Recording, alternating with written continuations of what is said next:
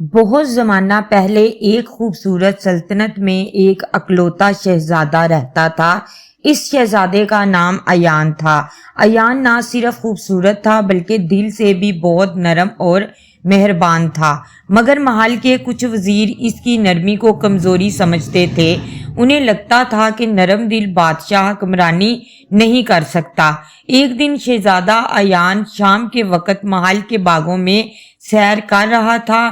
اچانک آسمان پر سیاہ بادلوں کی لکیریں پھیل گئی۔ ہوا میں ایک انوکھا جادو تہرنے لگا۔ سامنے سے ایک اداس زخمی پری نمودار ہوئی۔ شہزادے نے دوڑ کر اس کی مدد کی اور اسے سہارا دیا۔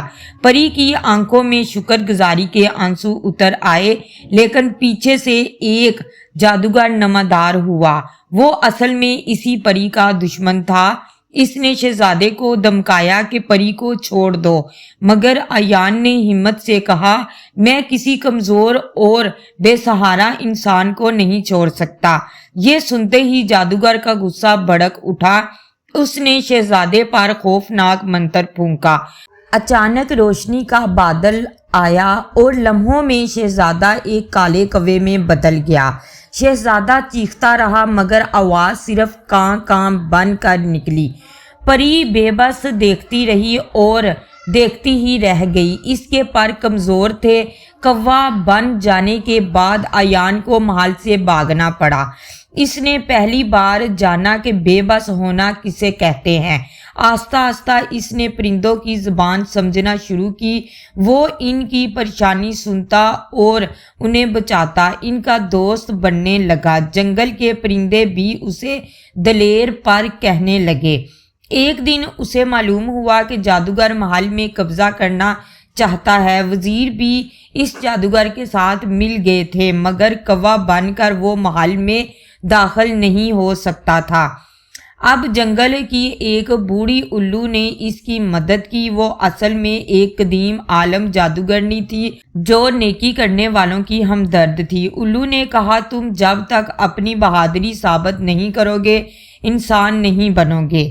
کیا امتحان ہے، شہزادے نے دل میں سوچا۔ امتحان یہ تھا کہ اسے کسی مظلوم کی جان اپنی جان خطرے میں ڈال کر بچانی تھی۔ اس رات محل کے قریب جنگل میں آگ لگ گئی۔ درختوں میں قید ننھے پرندے چیخ رہے تھے۔ ایان تیزی سے آگ کی لپٹوں میں کود گیا۔ وہ ایک ایک گھونسلہ توڑ کر بچوں کو آزاد کرتا گیا۔ اس کے پروں کو شعلوں نے جھلسایا مگر وہ رکا نہیں۔ آخری گھونسلہ بچاتے ہوئے ایان خود بے ہوش ہو گیا، مگر پرندوں کی جان بچ گئی۔ تب آسمان پر چاندنی پھیلی۔ الو نے اپنے پروں سے روشنی ڈالی۔ روشنی نے کوے کا جسم گھیر لیا۔ آہستہ آہستہ سیاہ پروں کی جگہ سفید روشنی اترنے لگی اور دیکھتے ہی دیکھتے وہ دوبارہ انسان بن گیا۔ شہزادہ ایان زمین پر گھٹنوں کے بل گرا مگر چہرے پر شکر تھا۔ الو نے کہا، اب تم تخت کے نہیں دلوں کے شہزادے ہو۔ ایان اب مزید مضبوط مگر نرم دل ہو چکا تھا۔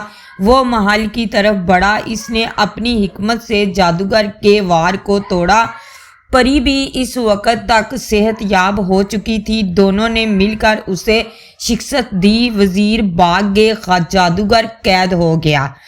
عوام نے ایان کا استقبال پھولوں کی بارش سے کیا۔ لوگ حیران تھے کہ وہ اب پہلے سے بھی زیادہ روشن دل اور بردبار بن گیا ہے۔ اس نے سب سے پہلے ظلم کا شکار لوگوں کے لیے قوانین نکالے۔ محل میں خوشی اور انصاف دوبارہ لوٹ آیا۔ پری اور ایان کی دوستی مضبوط رشتہ بن گئی۔